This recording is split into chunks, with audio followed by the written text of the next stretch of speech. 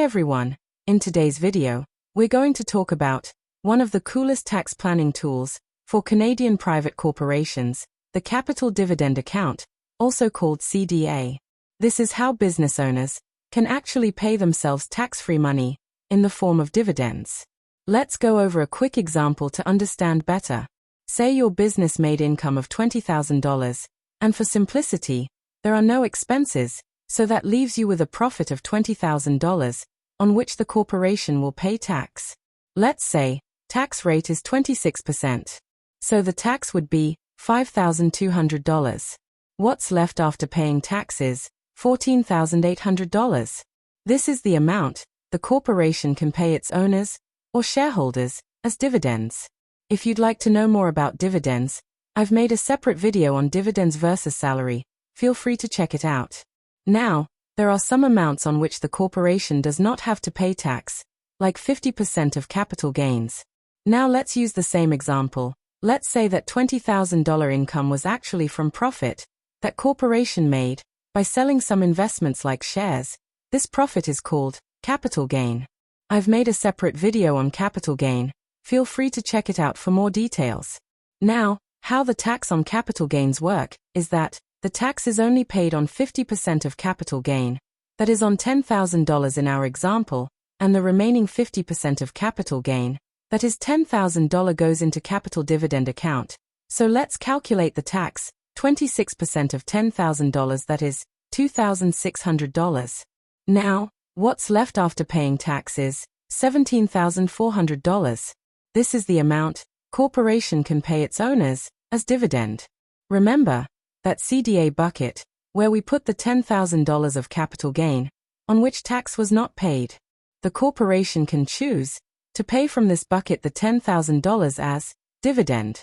So, let's dig deeper on what is this Capital Dividend Account. Think of it as a bucket.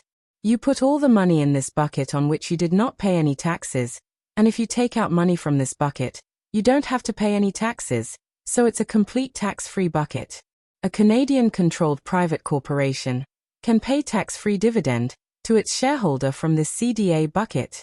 Now, what's a Canadian-controlled private corporation?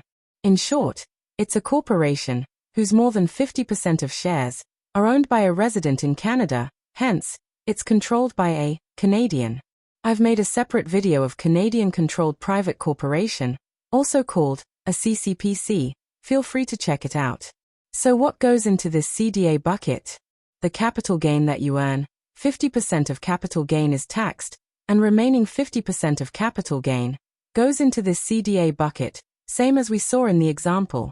Other item that goes into this bucket is any capital dividends received from other corporations.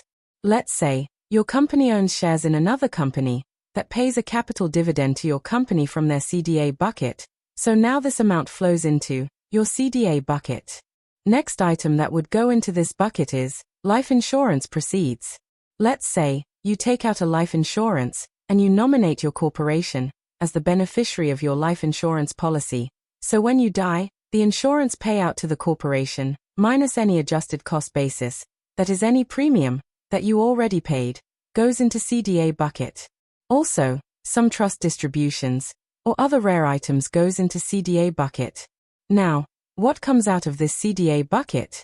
When your corporation decides to take out any amount out of it to pay the shareholders, it reduces the CDA balance.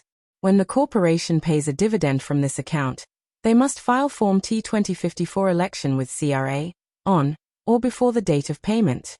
One thing to note is that there is no separate tracker for this account. You might make mistake in your calculation and pay more dividend, thinking that it's tax-free. But if CRA calculates and finds out that the dividend paid is more than the balance in CDA bucket, then there is a huge penalty of 60%. Here is a comparison between Capital Dividend Account, regular dividend, and capital gain. Who pays these dividends? What are the source of these dividend payments? How are the dividend taxed? Are any election forms required to be submitted to CRA when the dividend is paid?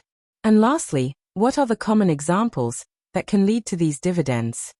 Hope you have a better understanding of what Capital Dividend Account is and how it works. That's all for this video.